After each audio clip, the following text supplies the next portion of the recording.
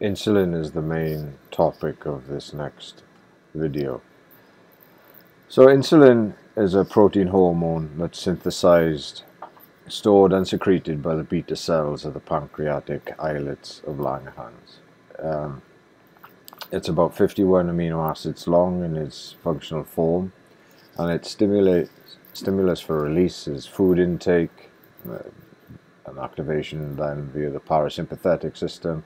Elevated plasma glucose level stimulates its release, and some amino acids will stimulate its release. And then inhibition of its release is sympathetic stimulation or somatostatin.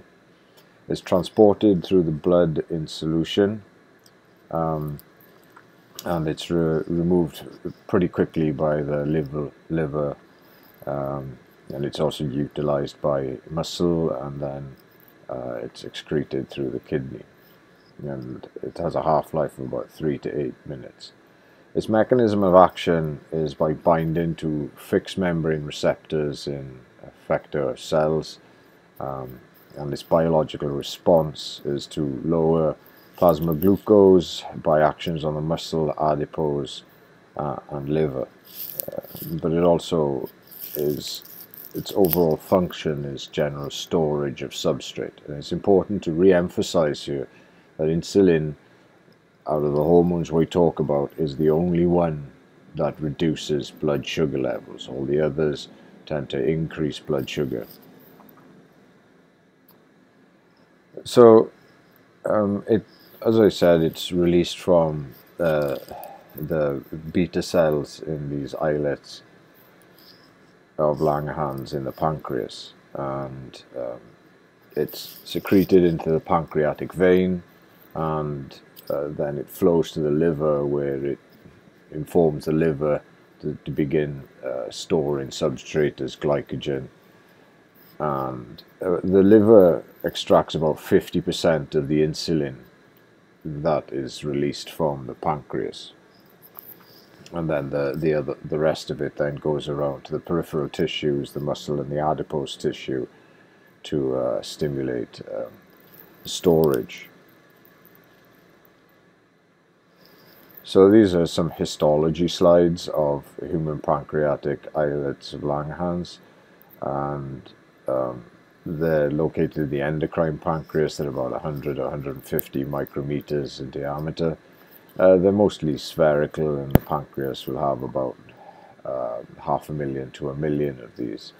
And islets consist of 3 different cell types. You have the beta cells that release insulin, make about 65% of the cells, and then 25% of the cells are alpha cells that release glucagon, and then the delta cells make up the rest, and they release somatostatin. So insulin is synthesized as pre-proinsulin, and then it undergoes disulfide bond formation to create proinsulin, and then it's cleaved as it's released into insulin and this C-peptide.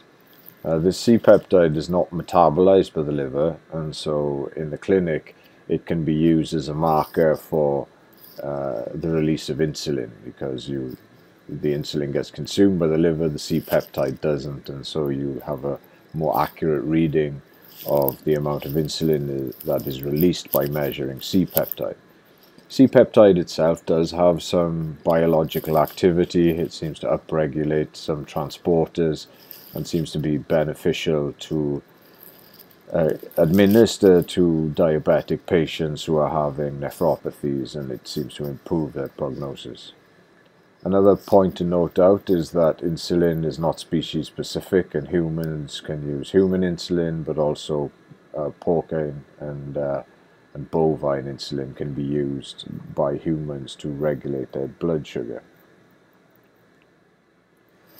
So this slide shows the determinants of insulin secretion, and we can see things that stimulate its secretion glucose, increase in blood glucose, but also the increase of some amino acids like glycine, alanine, and arginine will stimulate its secretion.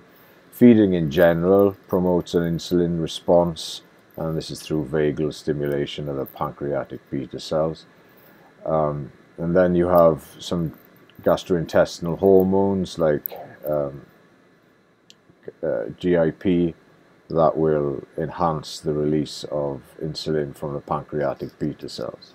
And then inhibition of its release, sympathetic stimulation, causes a reduction in the release of insulin, and somatostatin will also inhibit its release. When insulin is released, it has functions on the liver, the muscle, the adipose tissue, and then some other peripheral tissues are also affected by it. It increases glucose uptake in the muscle and adipose tissue. It stimulates glycogenesis in the liver and muscle, and to a lesser extent in the adipose tissue. Glycogenolysis is reduced, promoting storage of substrate as glycogen, and then glucose use is increased in all these tissues by insulin. Gluconeogenesis in the liver is reduced, and so you don't get additional glucose formed. Amino acid uptake into the muscles is increased, protein synthesis in the muscle is increased, and proteolysis is discouraged in both the liver and the muscle. And then you get an increase in lipogenesis in these tissues and a decrease in lipolysis. So everything is about putting these substrates into storage and creating macromolecules. So the regulation of blood glucose concentration is a system of sensing and effector signals. So the regulated variable is glucose, and as that increases, then the beta cells acts as the sensor and control center, releasing the control signal, that is insulin, and then these work on the effectors then to regulate glucose and bring its concentration down. So this is the sort of the negative feedback that happens to reduce blood sugar levels when it increases. So the sensor in this is the beta cell, and I'll talk you through how it senses glucose and what it does to release insulin here. So first of all, glucose enters through GLUT2 transporters, and it's down a concentration gradient in passive transport. And then as soon as glucose comes through, it's acted on by this glucokinase to create glucose 6-phosphate. And this then is a different chemical, and so glucose can maintain its entry coming down a concentration gradient, because essentially the glucose disappears as soon as it comes into the beta cell, and this then enables the beta cell to function as a sensor, because it's constantly bringing in whatever glucose is in the blood. This was what I just said. And then glucose 6-phosphate is metabolized, and you get the production of the ATP and NADPH and other metabolites. And then these inhibit a potassium channel that's found in the membrane of these beta cells. And when you close a potassium channel, that results in membrane depolarization, because generally potassium channels set the resting membrane potential to the Nernst potential of potassium ions, which is high inside, and so has a negative potential. Closing that then depolarizes it, and the result of that is to open calcium channels, and you get calcium influx that then begins the degranulation of insulin particles. This slide is actual electrophysiological recordings of the depolarization of beta cells during exposures to glucose, and we can see up here that exposure for longer periods of time will result in longer longer periods of spikes of depolarization. So 5 minutes, and you get this brief set of depolarizations that then relaxes. 8 minutes is more sustained. 10 minutes on, and then these depolarizations are just persistent and they don't turn off. Now we can see also not only does length of exposure, but the concentration of glucose increases the firing, and so both the length of time in glucose and the concentration of glucose makes the release of insulin greater.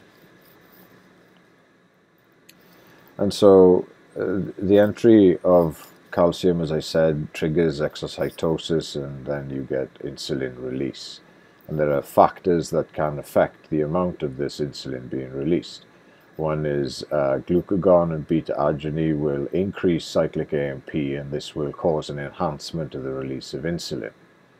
And this is one way that the incretin effect is stimulated. What do I mean by that? Well, the incretin effect is the difference between ingested glucose through the mouth and intravenous glucose. So this graph shows insulin release with intravenous glucose infusion.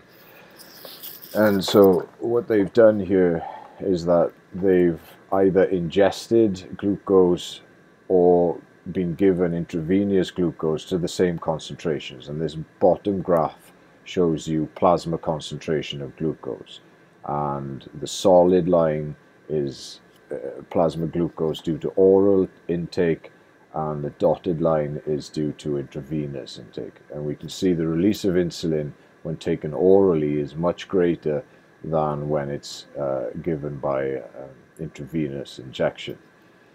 And this is due to the release of gastrointestinal peptides like a GLP, glucagon-like peptide, that's released from intestinal L cells. And then there's glucose-dependent insulinotropic peptide, or GIP, that's released from intestinal K cells. And they both will contribute to the incretin effect. Each one will confer 50% of this effect. Also, you can downregulate the release of insulin, and this is done by somatostatin and alpha-adrenergic, and this causes a reduction in cyclic AMP, which will cause a lower amount of degranulation. Then other hormones and neurotransmitters can modulate this.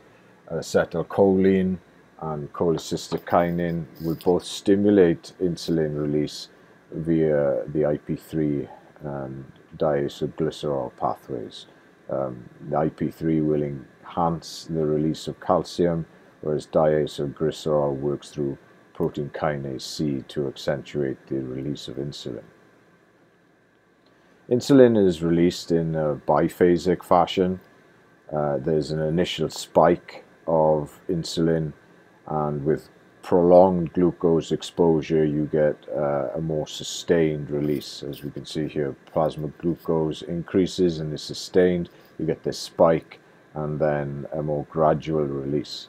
And this is due to the stores of insulin within the beta cells being released initially, and then more insulin needing to be primed for its release. This fairly complicated figure just basically shows that, I mean, we've talked about glucose coming in and inhibiting potassium channels, and then the influx of calcium, and this will cause the release of ready releasable pool, and that's the first phase. And then the second phase is the reserve pool needs to be primed before it's ready for release, and so it's a much slower. And also during this time, you'll get more transcription in the nucleus, so insulin is started to be made again and contributing to the second phase. The mechanism of action of insulin on target cells is through a fixed receptor. So the tyrosine kinase receptors on the cell surface, insulin binds to it, and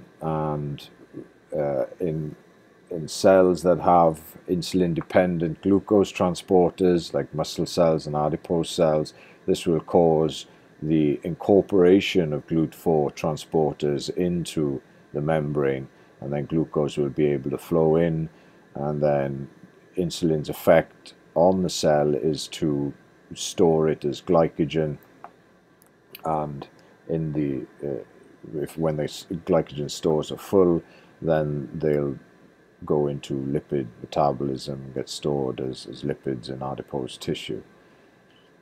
It's not only about glucose storage. With the insulin receptor activation, you'll get a myriad of effects in these cells that result in protein synthesis and signals to the membrane that enhance the influx of amino acids into the cell, and also inorganic ions like potassium, phosphate and magnesium are all also enhanced. Their uptake is also enhanced by target cells.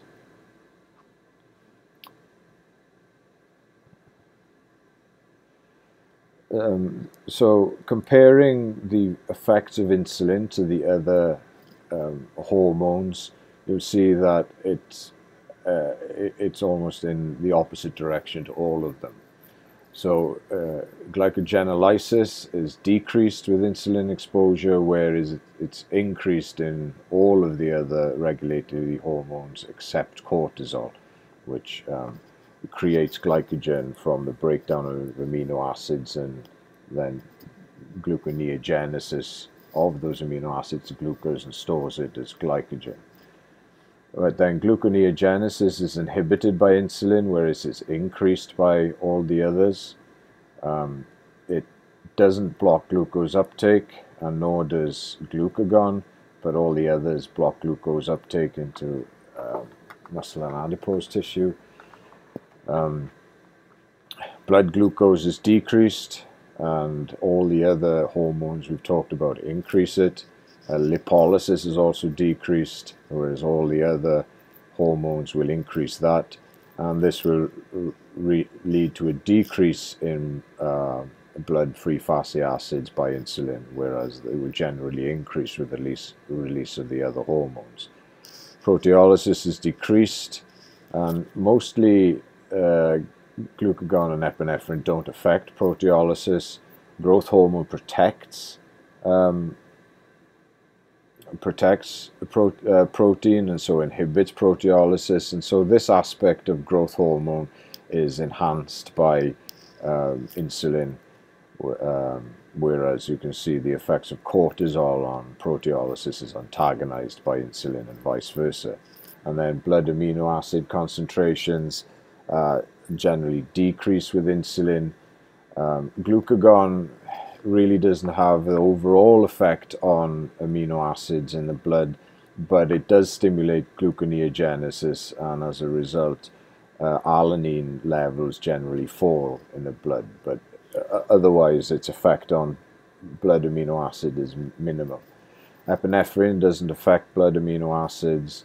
Growth hormone will decrease blood amino acid by causing uptake into the muscle, another part of its physiology that's reinforced by insulin.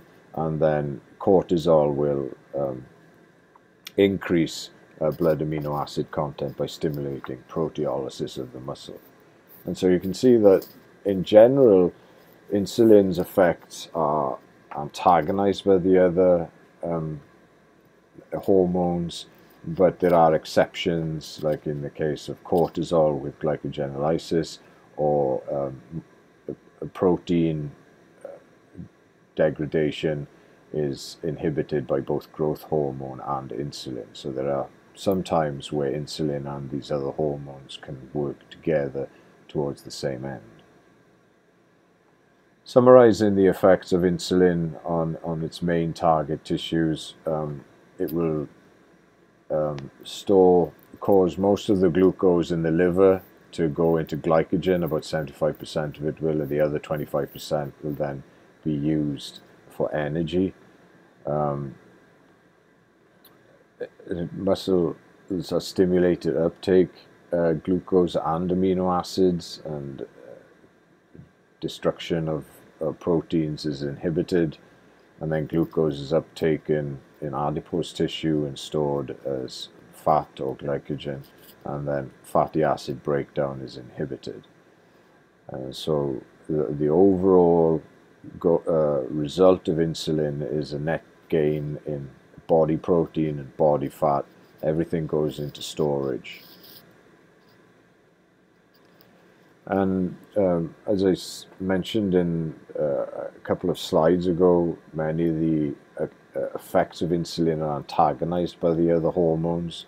I just want to reiterate here that cortisol actually causes a rightward shift in the glucose production effects of insulin. So before cortisol, insulin is very effective at reducing glucose production, but then with cortisol application, it's about tenfold less effective. And then with glucose utilization, which is greater in the absence of cortisol, with cortisol, again, there's this rightward shift. And so glucose utilization stimulated by insulin is inhibited with cortisol.